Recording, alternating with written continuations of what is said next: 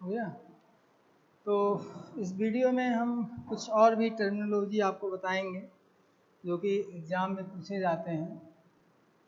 एक है जैसे ग्रुपायड के बाद सेमी ग्रुप और मोनायड। लेकिन इसके साथ में हम और भी ऐड कर दे रहे हैं ग्रुप, अबेलियन ग्रुप। ये सब एक दूसरे से हायरार्किकली रिलेटेड हैं। तो मैं इस नाते लिस्ट कर रहा हूँ यहाँ पे सारे लॉ को, जैसे क्लोजर लॉ, और इसी ऑर्डर में आप लोग भी याद रखिएगा। क्लोजर लॉ के बाद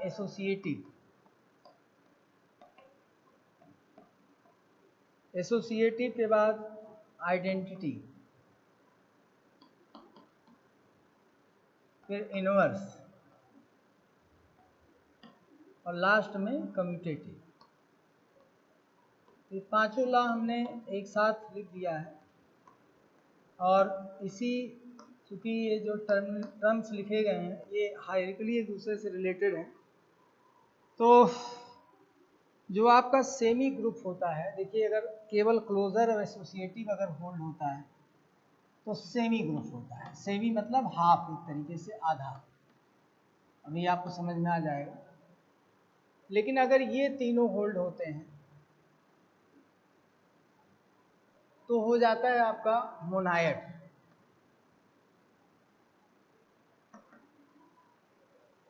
और अगर ये चारों होल्ड होते हैं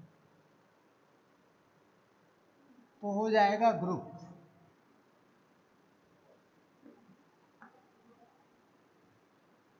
और पांच के पांचों अगर होल्ड होते हैं, ये पांचों लॉ होल्ड होते हैं तो हो जाता है अबेलियन ग्रुप। तो हायरार्किकली मैंने इसी नाते कहा था कि अगर इसको लिस्ट आप सीरियली कर लीजिए, closure law, associative law, identity law, inverse law और कम्यूटेटिव लॉ, तो इन चारों को अगर आप पांचों लॉ को लिख देते हैं किनारे से, और हायरार्किकली अगर आप उसको देखें, इसके हायरार्की है कि अगर फर्स्ट टू लॉ होल्ड करते हैं तो सेमी ग्रुप हो जाएगा। अगर फर्स्ट थ्री लॉ होल्ड करते हैं तो मोनायड, फर्स्ट फोर लॉ होल्ड करते हैं तो ग्रुप, और पांच के पांचों अगर होल्ड करते हैं तो अबेलियन ग्रुप हो जाता है। और केवल अगर देखा जाए कि एक चीज़ और भी इसमें था, ये चार अभी हुए और अगर एक बचा हुआ है ग्रुपायड, तो ग्रुपायड में क्या होता है कि अगर सिर्फ क्लोजर लॉ होल्ड करता है तो ग्रुपायड हो जाता है। पांच लॉ हैं और पांच कैटेगरी का बन रहा है, एक एक करके बढ़ाना है। तो ग्रुपायड देखिए सबसे कम लॉ को होल्ड करता है। उसके बाद सेमी ग्रुप बना, फिर एक लॉ और बढ़ा तो मोनायड बना, फिर एक लॉ बढ़ा तो ग्रुप बना, फिर एक लॉ अगर होल्ड हुआ तो अबेलियन ग्रुप बना। तो सिर्फ अगर क्लोजर लॉ होल्ड होता है तो ग्रुपायड है, दोनों शुरू के होल्ड होते हैं तो सेमी ग्रुप, शुरू के तीनों अगर होल्ड होते हैं तो मोनायड, लेकिन अगर चार लॉ होल्ड हो गए, इनवर्स भी मतलब होल्ड हो गया, तो आपका ग्रुप हो जाएगा। और अगर पांच के पांचों होल्ड होते हैं तो ये अबेलियन ग्रुप हो जाता है। तो इस तरीके से इसको हायरार्किकली अगर याद रखेंगे तो डिफाइन करने में आसानी रहेगी, क्योंकि एग्जाम में पूछा जाता है कि what is groupoid, what is semi group, what is monoid, what is group, what is abelian group. इस तरह से क्वेश्चंस पूछे जाते हैं तो आप कंफ्यूज हो सकते हो। अगर ऐसे याद रखोगे तो आसानी रहेगी। पांचों को दिमाग में बैठा लीजिए कुछ भी तरीके से, CII ऐसे करके, CAI²C, लेकिन आई दोनों अलग अलग हैं। तो इस नाते थोड़ा सा ध्यान से याद रखिए कि closure, associative, identity, inverse, commutative, इस तरीके से अगर ये पांचों याद रखते हैं क्रम में, ऑर्डर में, तो आपको याद रखने में ये आसानी रहेगी कि पहला अगर केवल है तो ग्रुपाइड, पहले दो हैं तो सेमी ग्रुप, पहले तीन अगर हैं तो मोनाइड, फर्स्ट फोर हैं तो आपके एक तरीके से ग्रुप, और पांचों हैं तो अबेलियन ग्रुप। तो मुझे उम्मीद है कि आप लोग ऐसे याद कर लोगे और याद करने में आपको मदद मिलेगी इस तरीके से। तो पांच के पांचों ला ध्यान में रखिए, याद इसको क्रम से याद रखना है। और दूसरी चीज़, ये जो नाम है वो भी क्रम से याद रखिए कि ग्रुप है, सेमी ग्रुप है, मोनाइड है, ग्रुप है, अबेलियन ग्रुप है। ये लास्ट वाला तो अपने आप याद रहेगा क्योंकि इसमें सबसे ज़्यादा ला है और इसी से ये बना था, ग्रुप से अबेलियन ग्रुप। तो ये भी अबेलियन से पहले ग्रुप, ये भी याद रहेगा। सबसे ऊपर से ग्रुप याद कर लीजिए, ग्रुपाइड। और उस सेमी ग्रुप का आधा होता है, इसमें 4 ला होल्ड होते हैं, इसमें 2 ला होल्ड होता है, बचा एक बीच में मोनाइड हो जाएगा।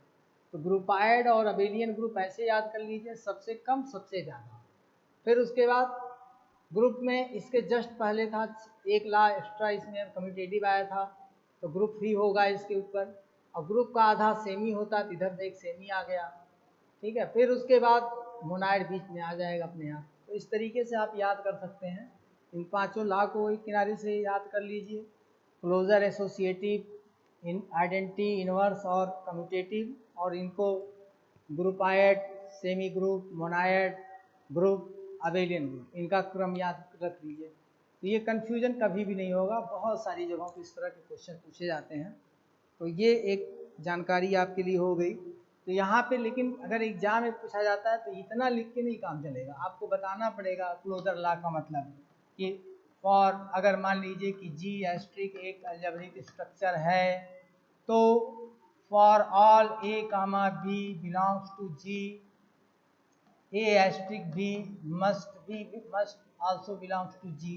जब आप इस तरीके से बताएंगे तब क्लोजर ला का मतलब समझ में आएगा। क्लोजर ला आपको बताना रहेगा कि क्लोजर ला इस तरह से फॉलो होता है, खाली नाम गिनाने से नहीं काम चलेगा, तो ये बताना रहेगा। इसी तरीके से एसोसिएटिव ला की बात होगी तो उसमें भी आपको बताना रहेगा for all a comma b comma c belongs to capital G, a asterisk b asterisk c is equal to a asterisk b asterisk c. बस ब्रैकेट को आप अल्टर कर दीजिए, पहले लास्ट 2 में लगाया, फिर आप शुरू से 2 में लगा दिया। इसी तरीके से आइडेंटिटी एलिमेंट को भी आपको बताना पड़ेगा, केवल नाम गिनाने से नहीं काम चलेगा कि there exist an identity element e in G such that for all a belongs to G e asterisk a is equal to a asterisk e is equal to a होना चाहिए। जब तक आप इस तरीके से आइडेंटिटी ला को नहीं बताओगे, क्या बताना रहेगा कि there exist identity element E belongs to G such that यहाँ लिखिएगा फॉर ऑल ए, मतलब सभी ए के लिए जो जी के अंदर हैं, e asterisk a is equal to a asterisk e is equal to a होना चाहिए। जब तक ये पूरी बात आप बताओगे नहीं तब तक काम नहीं चलेगा, केवल नाम नहीं गिनाने से काम चलेगा। इसी तरीके से इनवर्स लॉग के बारे में भी आपको बताना रहेगा कि देयर एग्जिस्ट, चाहे आप सिंबलिकली लिख दीजिए चाहे वर्ड फॉर्म में लिख दीजिए, small b for all a belongs to G और such that b asterisk a is equal to a asterisk b is equal to e. हर एक ए के लिए एक यूनिक बी एग्जिस्ट करेगा जिसमें ऑपरेशन करने के बाद, इस तरह का ऑपरेशन करने के बाद ये रिजल्ट आएगा आइडेंटिटी एलिमेंट। फिर इसी तरीके से आप कम्यूटेटिव लॉ के बारे में ही बताएंगे कि for all a comma b belongs to G a asterisk b is equal to b asterisk a. तो जब तक ये चीज़ें आप बताओगे नहीं इस तरीके से, केवल नाम गिनाने से काम नहीं चलेगा कि आपने नाम गिना दिया और आंसर हो गया। आपको पूरी बात उसको डिटेल में बतानी रहेगी, समझानी रहेगी। तो ये तो महत्वपूर्ण चीज़ था इसमें कि आपसे अगर पूछा जाता है कि व्हाट इज ग्रुपायड, तो आप यही कहोगे कि this is also an algebraic structure if this algebraic structure hold or follow closure law, then algebraic structure will be grouped, where closure law is given as below. अब क्लोजर लॉ ऐसे बता दीजिए आप। फिर अगर आपसे पूछा जाता है व्हाट इज सेमी ग्रुप, तो आपको बताना रहेगा if an algebraic structure follow closure law and associative law, then algebraic structure will be semi group, where closure law is like that and associative law is like that. तो ये एक चीज़ बतानी पड़ेगी आपको। फिर अगर आपसे मोनाइड पूछा गया तो N algebraic structure will be monoid if it hold closure law, associative law, identity law, और उसमें आपको क्लोजर लॉ, एसोसिएटिव लॉ और आइडेंटिटी लॉ आपको बताना पड़ेगा कि क्लोजर लॉ ऐसे होता है, एसोसिएटिव लॉ ऐसे होता है, आइडेंटिटी लॉ इस तरीके से फॉलो होता है, यहाँ पे दिया गया है। फिर अगर आपसे ग्रुप के बारे में पूछा गया तो an algebraic structure is will be group if it hold four law, following four law, closure, associative, identity and inverse. और वन बाय वन करके क्लोजर को आपको ऐसे लिखना पड़ेगा, एसोसिएटिव को इस तरीके से बताना पड़ेगा, आइडेंटिटी को आपको इस तरीके से बताना पड़ेगा, इनवर्स को इस तरीके से बताना पड़ेगा। अगर अबेलियन ग्रुप के बारे में पूछा जाता है तो आप कह सकते हो कि an algebraic structure will be abelian group it hold 5 law, या उसको कह सकते हो a group if follow commutative law also then it will be abelian group, क्योंकि ग्रुप को रेफर कर रहे हैं तो 4 लॉ पहले से फॉलो करता है, तो 4 + 1 5 हो जाएगा, और उन 5 को ऐसे एक एक करके आपको समझाना रहेगा। तो इस तरीके से जब आप बताओगे तब आपकी चीज़ें सही मानी जाएंगी। अब एक छोटा टॉपिक है सब ग्रुप। तो सब ग्रुप बहुत ही इंटरेस्टिंग है और बहुत ही ज़्यादा इम्पॉर्टेंट है। इस पे बेस्ड ऑन प्रूफ्स भी हैं, बहुत थियरम भी है। तो सब ग्रुप को आप ध्यान से समझिए। सब ग्रुप में देखिए, जब सब लग गया तो सब कुछ सेट से ही बेस्ड ऑन है, तो सेट के ही तरह से काम करेगा।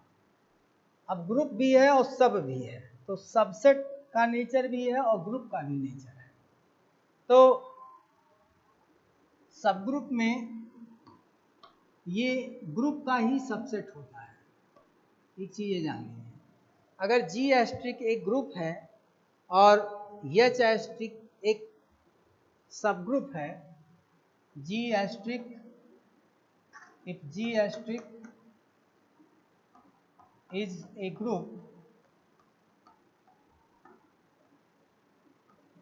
group and G is subset of H, G H का सबसेट है,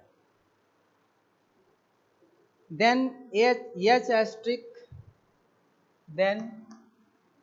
H asterisk will be subgroup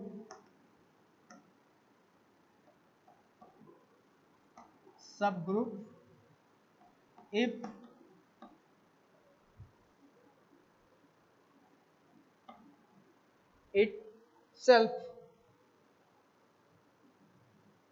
it is also group itself।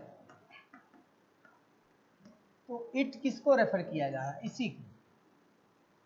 तो H अगर G का एक सबसेट है, मतलब उसमें से G में से कुछ एलिमेंट्स लेके बनाए गए हैं, ठीक है, G में से कुछ एलिमेंट्स लेके H बनाया गया है, तो H एस्ट्रिक एक सब ग्रुप होगा अगर ये खुद अपने आप में एक ग्रुप की तरह से व्यवहार करता है। अब ग्रुप की तरह से व्यवहार करने का मतलब क्या हुआ? वही फॉर्मूला जो आपके क्लोजर हैं, एसोसिएटिव हैं, आइडेंटिटी लॉ है और इनवर्स लॉ है। ये चारों ला अगर वो होल्ड करता है जो एच एस्ट्रिक है, ठीक है, these four law, it means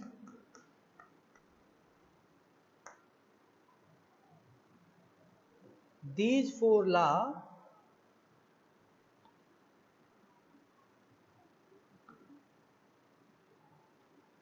will be held by H asterisk, इसके द्वारा होल्ड होगा। कहने का मतलब ये होगा क्योंकि ये अपने आप में एक ग्रुप है, ये लिखा गया है, ये अपने आप में एक ग्रुप है। तो अब आप इस पे पहले फोकस करिए, आइडेंटिटी लॉ पे। मैं इस पे पहले फोकस कराना चाहता हूँ कि आइडेंटिटी लॉ क्या ऐसा है। इसको मैंने पहले कहा कि जो भी आइडेंटिटी एलिमेंट इसके अंदर है वही आइडेंटिटी एलिमेंट इसके अंदर भी रहेगा, क्योंकि ऑपरेटर वही है, ऑपरेटर नहीं बदल रहा, ऑपरेटर ही बिहेवियर को तय करता है। तो ऑपरेटर अगर बिहेवियर को तय करता है तो यहाँ पे भी वही बिहेवियर होगा और इसी बिहेवियर के अकॉर्डिंगली आपका आइडेंटिटी एलिमेंट आता है। अब अगर आपने मल्टीप्लिकेटिव ऑपरेशन लिया है तो सिंपल सेट मान लीजिए इंटीजर का है और मल्टीप्लिकेटिव ऑपरेटर लिया है, तो अगर जी एस्ट्रिक के अंदर जी मल्टीप्लिकेशन के अंदर वन आइडेंटिटी एलिमेंट है, क्योंकि वन आइडेंटिटी एलिमेंट होता है इस ऑपरेटर के रिस्पेक्ट में, इसमें कहीं कोई डाउट नहीं होना चाहिए कि वन ही एक ऐसा पॉजिटिव इंटीजर है जिसको अगर किसी भी दूसरे इंटीजर के साथ मल्टीप्लाई करेंगे तो वही इंटीजर आएगा। तो अगर ये इसका करेक्टर इसके नेचर की वजह से वन हुआ है, अभी आप चेंज कर दीजिए, प्लस कर दीजिए तो जीरो हो जाएगा आइडेंटिटी एलिमेंट। इसी नाते वन को मल्टीप्लिकेटिव आइडेंटिटी एलिमेंट और जीरो को एडिटिव आइडेंटिटी एलिमेंट बोला जाता है। तो अगर यहाँ पे वही है जी ग्रुप के अंदर, तो अगर आप एक सब ग्रुप बनाएंगे तो उसके अंदर भी कोई चूंकि ऑपरेटर वही है तो नेचर भी वही रहेगा, तो वन ही रहेगा। भाई अगर मान लीजिए इसमें आपके इतने सारे इंटीजर हैं 1 2 3 4 5 6 सो ऑन बहुत सारे हैं, और एच के अंदर मान लीजिए आपने लिया 2 3 4, केवल यही 2 3 4, 1 भी ले रहे हैं, मान लीजिए आपने लिया। हालांकि ये ग्रुप है कि नहीं है ये बाद में पता चलेगा, लेकिन अभी मैं आपको समझा रहा हूँ जो चीज़ वो देखिए कि 1 2 3 4 आपने लिया तो 1 ही एक ऐसा एलिमेंट है जो 2 से मल्टीप्लाई करने पे 2 देगा, 1 के साथ 3 को मल्टीप्लाई करेंगे 3 मिलेगा, 1 के साथ 4 मल्टीप्लाई करेंगे तो 4 मिलेगा। None other than 1 may be identity element, तो 1 ही आइडेंटिटी एलिमेंट। तो यानी कि क्या कहानी समझ में आई कि जो आइडेंटिटी एलिमेंट इसके अंदर है वो इसके अंदर रहना मस्ट है, वो जरूर इसके अंदर आएगा, वो नहीं छूटेगा। तो मिनिमम जो फर्स्ट प्रेफरेंस देना है सबसेट बनाते वक्त, सब ग्रुप बनाते वक्त, वो आइडेंटिटी एलिमेंट जो ग्रुप का होता है उसको जरूर लेके आना है इसके अंदर।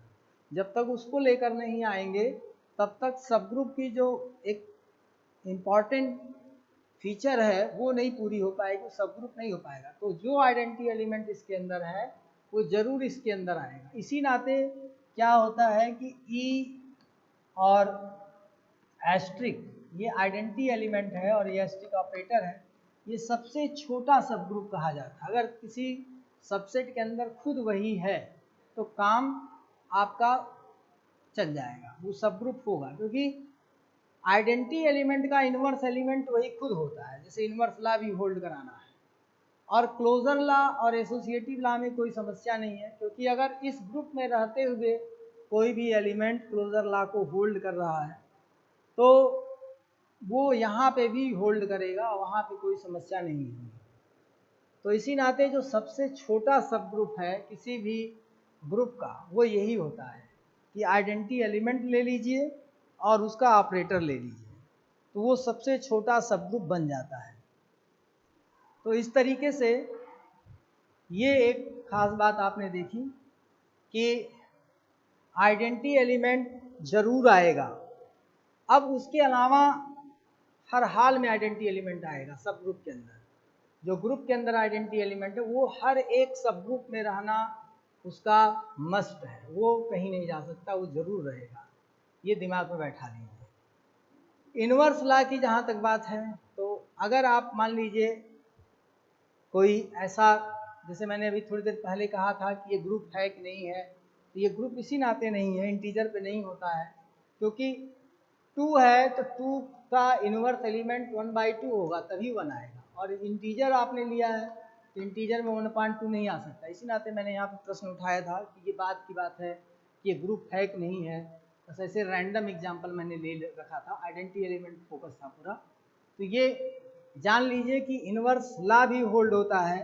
तो जैसे एडिटिव अगर आप बात करेंगे कि जैसे मान लीजिए आपका ग्रुप है -4 -3 -2 -1 0 1 2 3 4, तो यहाँ पे कोई भी 2 आप ऐड करेंगे, 3 2 ऐड करेंगे तो देखिए 3 2 ऐड करेंगे तो 5 आ जाएगा।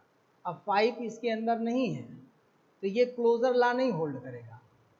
इनवर्स लॉ के लिए मैंने व्यवस्था कर दिया है समझाने के लिए, लेकिन 5 4 2 ऐड करेंगे 6 आएगा, 4 3 ऐड करेंगे 7 आएगा, तो 7 इसके अंदर नहीं है, 6 नहीं है, क्लोजर लॉ ही नहीं होल्ड होगा।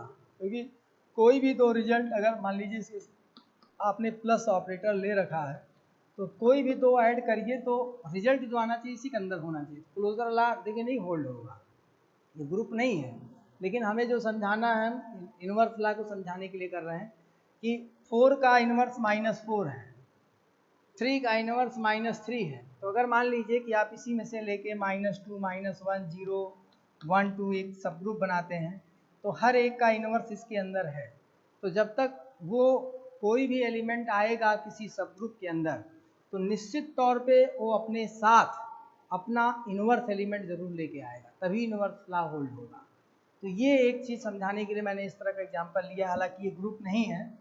तो इनवर्स एलिमेंट, इनवर्स लॉ का मतलब ये है कि जब भी सब ग्रुप फॉर्म होगा तो कोई एलिमेंट पिक करते वक्त उसका पेयर उसके साथ आएगा, मतलब उसका इनवर्स एलिमेंट उसके साथ जरूर आएगा, नहीं तो इनवर्स लॉ नहीं होल्ड होगा। इन दोनों में कोई समस्या नहीं होती है, क्योंकि अगर ये क्लोजर लॉ एसोसिएटिव लॉ इस ऑपरेटर के साथ होल्ड कर रहा है, जिस भी एलिमेंट, हर एक एलिमेंट के साथ होल्ड करेगा, क्योंकि for all A B, sorry associative की बात कर रहे हैं, कम्यूटेटिव पे मेरा ध्यान था, कम्यूटेटिव नहीं है यहाँ पे।